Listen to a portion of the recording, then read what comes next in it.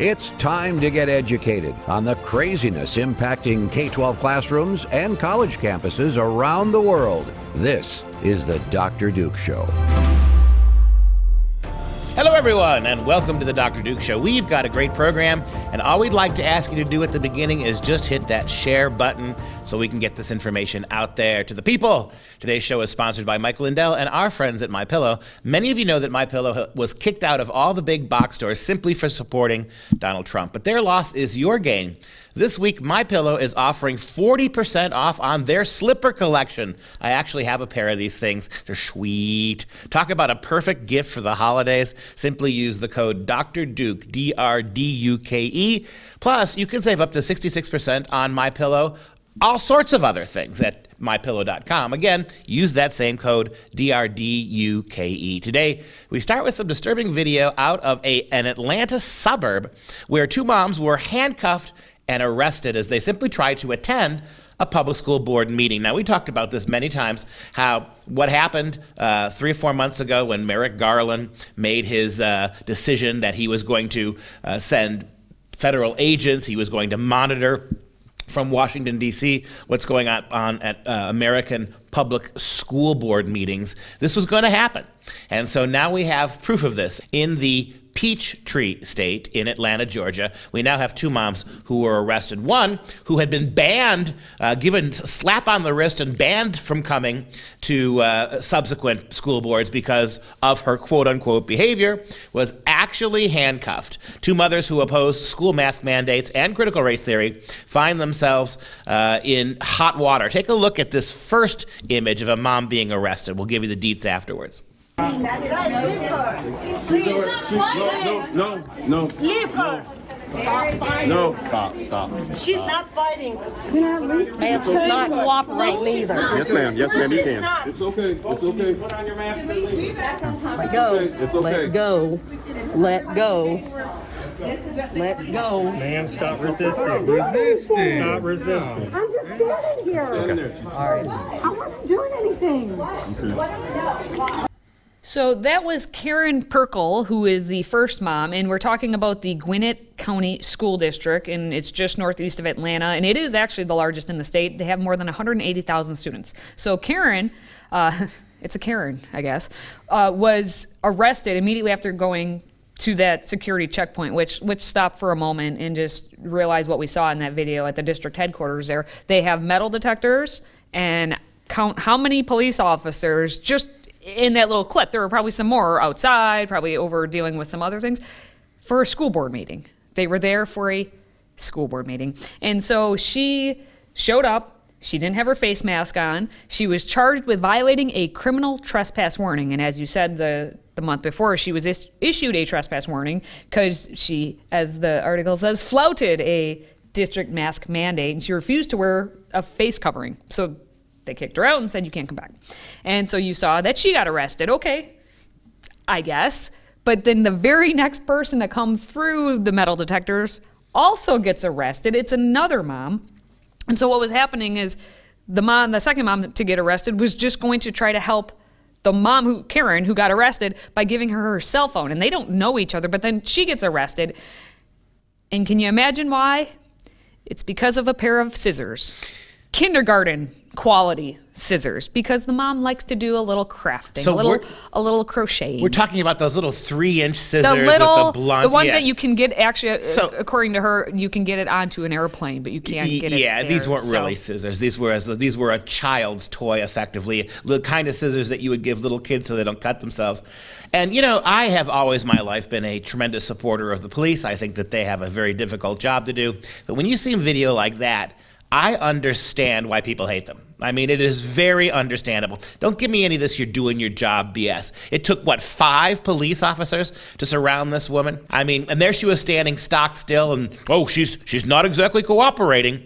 You guys just got to get over yourselves. Whatever happened to local police officers, seriously, arresting a woman for not wearing a mask? All over the country, there have been, even places like California, sheriff's offices and police bosses, captains and whatnot, have said they're not going to enforce these rules. We're not going to waste our time persecuting people who won't wear masks, except in Georgia, apparently, where local police feel they absolutely have a mandate to treat people like they are some sort of major hardcore criminal simply because they are at a school board member expressing their concern. And I'll say this too. And we've got another mom in this situation, another story for you. I'll say this too. Congratulations to the American federal government. You have now weaponized school board meetings. It was the only option, the only hope mom and dad had was to come and take their 90 seconds, their 3 minutes, tell you why what you're doing is destructive. Now you've weaponized them against them as well. This is a wonderful, wonderful lesson in Orwellian tactics. And as I said, that second mom with the scissors, we actually have video. Her name is Brenda Stewart, showing that after Karen had called out, hey, could someone get my cell phone? Well, Brenda was just there to try and help her out. Take a look. You can give us 1 second. Just give us 1 second. Give us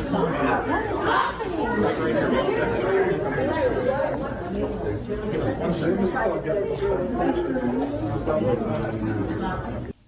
So as you see, she's getting handcuffed. And again, it's because of those scissors. Now, according to the article, the security officer dug through her purse and held up a small pair of scissors, saying she couldn't take them aside. And she showed that the blades weren't real blades. And then the officer, according to her, aggressively yanked the scissors back. And then she tugged back, like instinctively, like, hey, like as if, when someone takes your stuff. And she says no forethought or malice. And that point is when the other security officer grabbed her. Officer slammed her against the wall, and she was accused of scratching the officer with the scissors. And she calls that patently false. But you saw what they did. They arrested her. They arrested Karen. Karen and Brenda had to go and get booked. They were thrown in jail.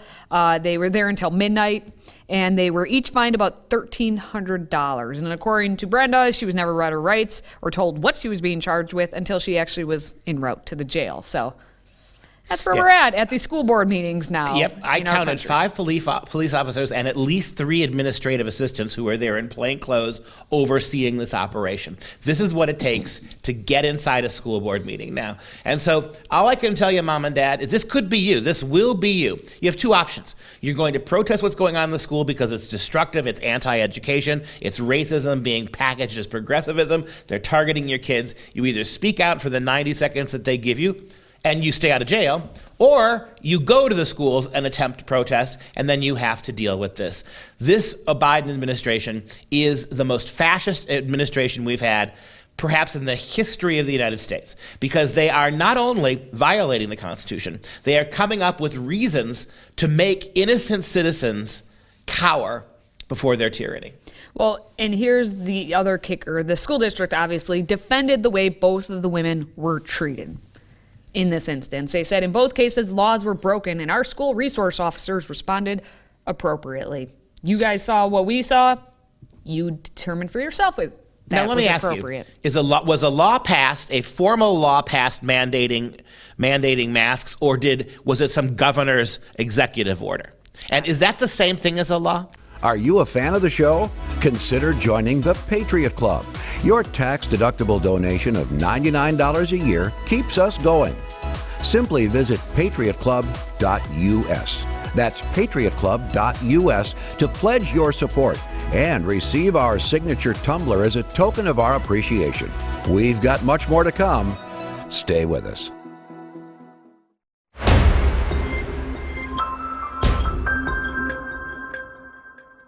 So we know that hoaxes are happening all the time and all over the place. And, when it involves a person who's claiming ethnicity, that's not true. It's just extrally special in my book, a little extra, kind of Elizabeth Warren extra.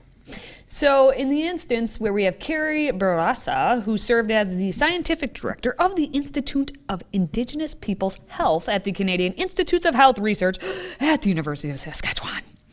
It makes it doubly, triply, quadruply, as you were just discussing, a little special. Well, she had that very long title I just read until about 5 seconds ago, because she's been ousted from her post and her university professorship after she was exposed as being a fake Indigenous Canadian. Yeah, it can't be a fake Indian or in this, Indigenous people in Canada. Unless you're Elizabeth Warren, then you're okay. Like, you can be fake and still keep your job and do everything else you want to do, right? Why can't you be a fake Indian? Well, we've got people running around like Rachel Dolezal who have been embraced by the African American community for pretending to be black. We have all sorts of, as you mentioned, Elizabeth Warren, right? She paid no price really for pretending to be an Indian. Hey, she paid like about 1/10/24 price. Well, yes, 1/1024th Indian, right? And her little, what was it, powwow chow? Powwow chow. That sounds like somebody who takes their culture really serious. Honestly. Lizzie Warren wrote a book called Powwow Chow to sort of prove that she was an Indian about the food she grew up eating that was supposedly inspired by Native American cuisine, if you can use that word. And so what do we have here? This woman, Carrie Barassa, she actually claimed that she was a member of the Metis, I believe that's Metis Nation. She also claimed Anishinaabe heritage, if I pronounced that right.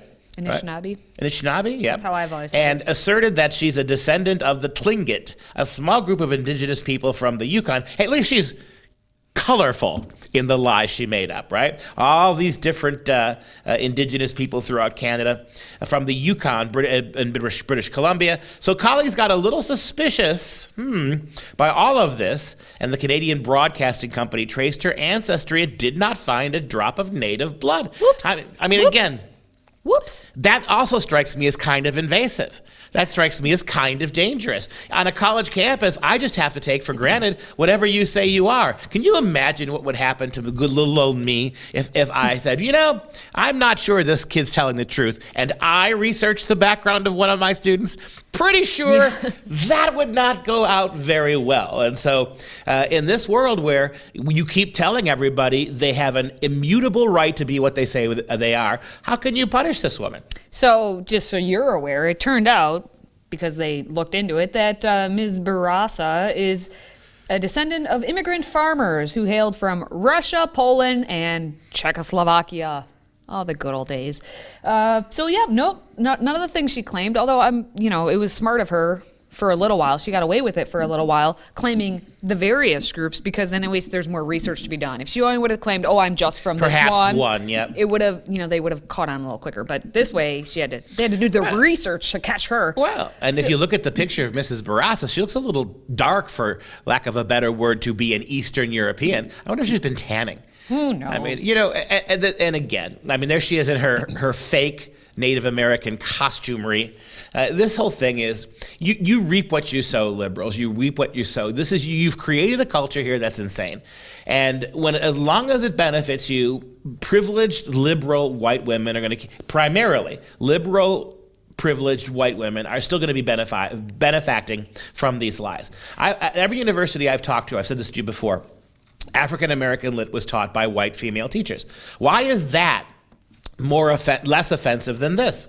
They're actual white women teaching the literature of black people. Here's a white woman pretending to be an Indian so she can get a job teaching Indians, right? Or people about Indians. Why is that different than white liberal women not even pretending, just teaching white kids and black kids about African American culture?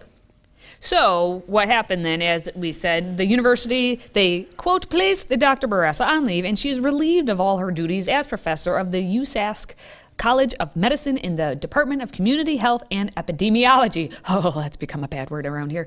But they also added they were going to launch their own investigation. And their own investigation now is kind of interesting, because they appointed an independent investigator, a high-profile is it Metis? I believe. Lawyer named Jean Tilley, I think it's Jean's female, to examine the claims, I guess the very many claims that Barassa has made about her indigenous identity. And according to the university provost, Arini, who is a female and only goes by the name Arini. So wait, the provost, yes, it's like Cher, right? She has one name. Well, like Beyonce. Cher is so old now, you have to be like Beyonce. So pretentious. Anyway, Dr. Duke. The question is, has there been misrepresentation that has undermined the fundamental trust relationship between employer and employee? We're going to do everything we can as a university to respect the sovereignty of Indigenous peoples and to not adjudicate ourselves on identity. We're going to stay in that space, which is ours, of the employer and employee relationship. And I was kind of shocked by this statement because I'm like, wait a minute, the university is not just being like, well, she can identify as whoever she wants to be.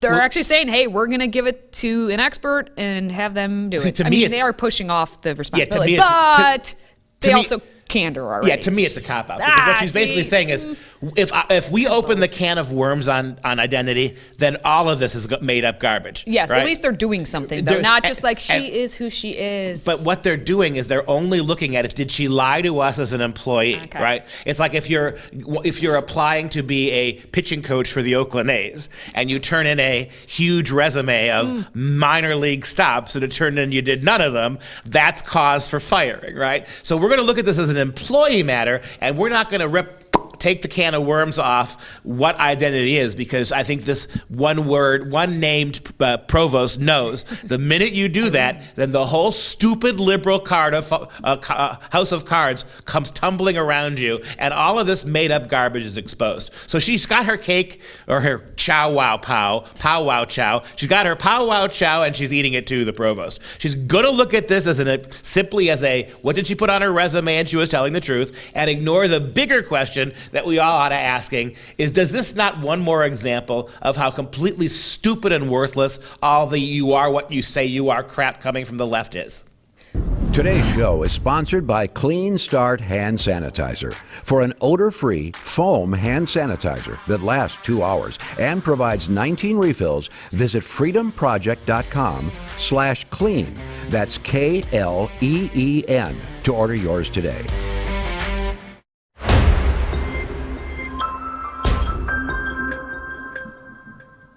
Well, let's talk about the Triple B. And I'm not talking about the Better Business Bureau, because that would be worth talking about. Instead, it's the Build Back Better plan. You know, that $1.75 trillion that has been touting the free preschool. That's one of the sales pitches for everyone to say, hey, we should do this. So free preschool sounds great, doesn't it? Free, preschool.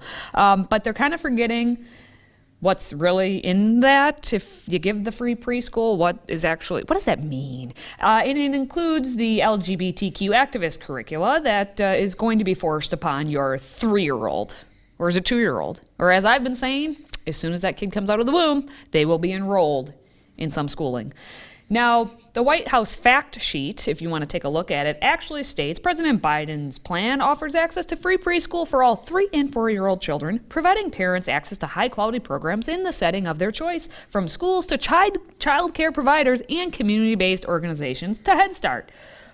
Okay, wow, man, that sounds great. My 3 or 4-year-old gets to go to wherever, and it's free, right, Dr. Duke? When were the words high quality in American public education? When was the last time you could use those before? And I'm laughing at the very first sentence, right? 1.75 trillion, you're kidding. It's going to be at least 5 times that. And how about this? How do we make a resolution on the Dr. Duke Show?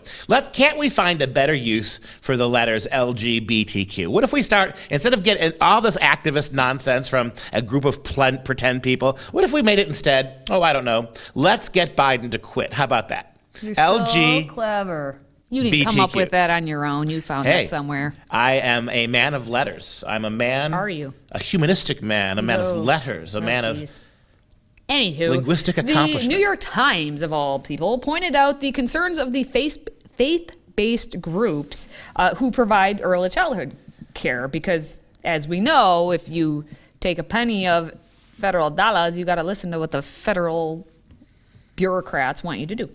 So it noted the bill's non-discrimination provision could disqualify some of the religious organizations, which provide more than half of child care programs in the U.S. Recent national polls found that 53% of working parent households used a child care program that is affiliated with a faith organization. So here it is. You're a religious organization, you don't follow the dictates of the LGBTQ group.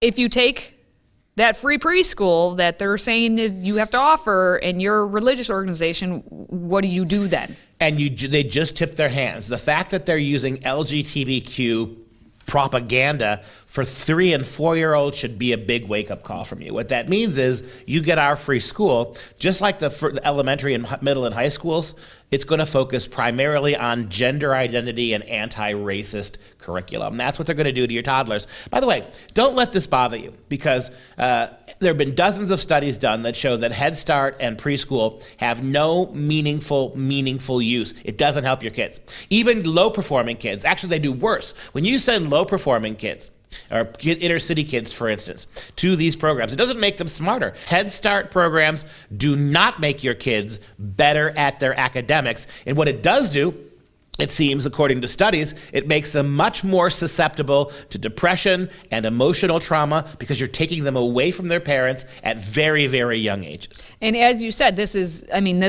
what they tipped their hand, basically, when they included that. And Dr. Albert Mohler, who's the president of the Southern Baptist Theological Seminary, is saying basically what you're saying. He says they're changing the rules with the way like block grant funding would work. He said it's very intentional. It's an intentional effort, and it's being demanded by some on the political left, an intentional effort to bring all of these programs under the moral revolution mandated by the federal government. And that means that religious institutions and religious organizations would not be able to operate these schools in a way consistent with their own beliefs, especially when it comes to the gender and sexual morality revolution, the entire array of issues, most importantly summarized as LGBTQ. Nail on the head right there. So who knows? I don't think the Build Back Better plan is actually going to go, but we can only hope it doesn't.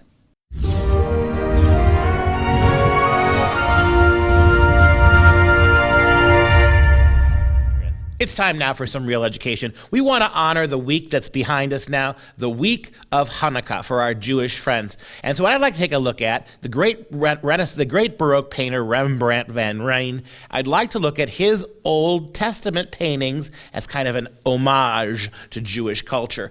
Because Rembrandt himself had a great fascination in the Old Testament. If we look at the idea here, Rembrandt, let's talk about our artist first. Rembrandt Harmensoen van Rijn, born in 1606, died in 1669, was, of course, the master Dutch Golden Age painter, printmaker, and draftsman, an innovative and prolific master in 3 different media. He is generally considered to be one of the greatest visual artists in the history of art, and the most important in Dutch art history. Rembrandt created over 300 paintings and works of art and etchings specifically about the Bible or inspired by Bible stories. Most of these works are drawings and etchings. However, there are some 60 paintings that he did with biblical themes. When choosing a subject for his art, Rembrandt would let himself be inspired by one of the many illustrations from his extensive collection. Categorized according to subject, the biblical works consist for the main part of stories from the book of Genesis. That's number 1. Unique individuals from the Old Testament, Samson, Ruth, Saul, David. Tall tales from the Old Testament, Esther, Daniel, Judith, and Tobit. Jesus' birth and childhood, Jesus' preaching, and finally, the passion, death, and resurrection of Christ. Take a look at our painting for today. It is a remarkable one. This is the story of Belshazzar and the writing on the wall that originates in the Old Testament book of Daniel. The Babylonian king Nebuchadnezzar looted the temple in Jerusalem and has stolen the sacred artifacts such as golden cups from God's temple.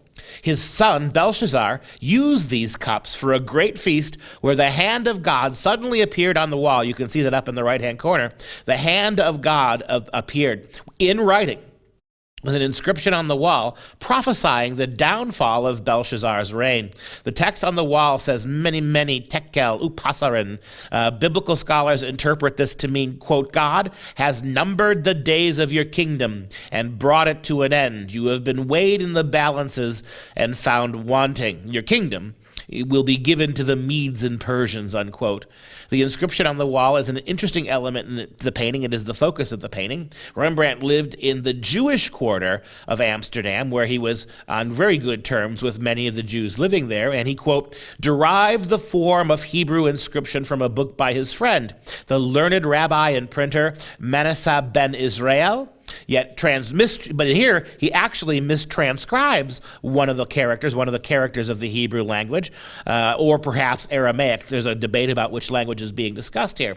So it's a remarkable painting, and you can see the brilliance of it. Somehow he makes those letters, those gold letters written by the hand of God, almost like neon. They're luminous to the point of standing out. Everybody is amazed, and there Belshazzar himself, dominating the center of the picture, a crown on his head, is forced to turn around and confront who is really the Lord of the temple. And it ain't him.